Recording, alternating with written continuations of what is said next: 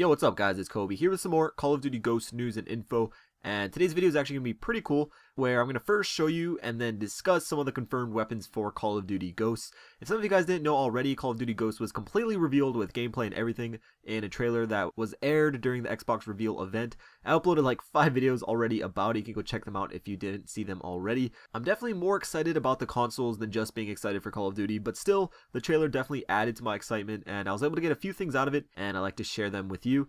Alright, so even before the trailer was released, some leaked info or just speculation hinted that COD Ghosts will be set in the future.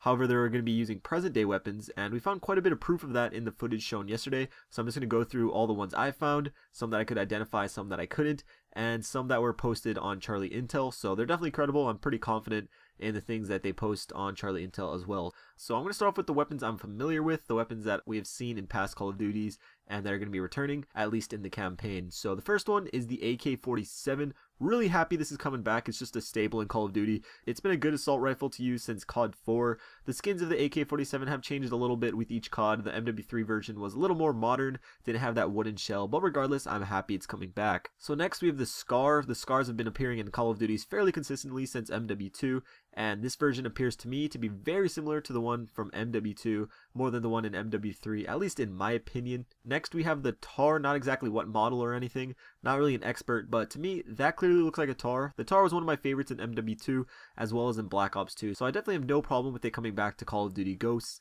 And lastly, for the assault rifles, we have the M4A1. This one looks identical to the one in MW3.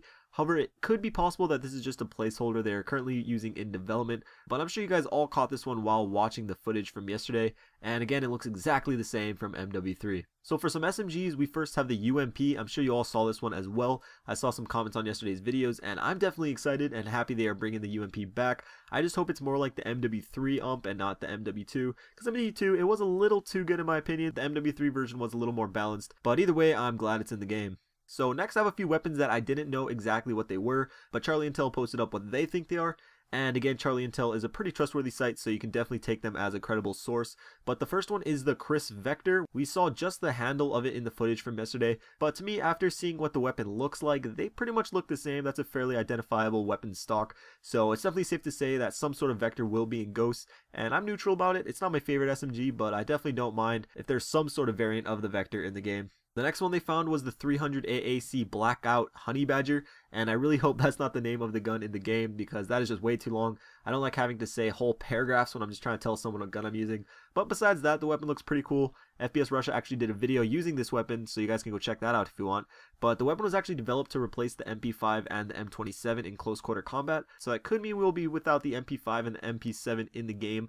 But maybe not, this is just a video game, so they can really put in anything they want. Next is the APS Underwater Assault Rifle. I don't really know anything about this weapon, but having it in the game definitely means there's going to be at least one underwater mission where you're actually going to be shooting and getting into gunfights underwater, so that'll be definitely interesting for sure. So next, I didn't know what this weapon was. Charlie Intel thinks it is a FAL, and it definitely looks similar to one, but it is worth noting that the weapon was shooting fairly fast in the footage that they showed yesterday, but they could easily make it a single shot if it were to be in multiplayer. And lastly, we have the CZ805 Bren. That's what Charlie Intel has determined this to be. This weapon was developed by the Czech Republic, and it's a modern day weapon, so that definitely keeps up with the whole time period of the weapons being used in the game's storyline. So that's it. That's all the weapons I found in the footage from yesterday. This video did take a ton of work, so if you guys did enjoy it, I'd really appreciate it if you could leave a like rating. If we get to 300 likes, that would be great. Also, let me know if you saw something from the footage that I missed, and maybe a weapon or just something you noticed.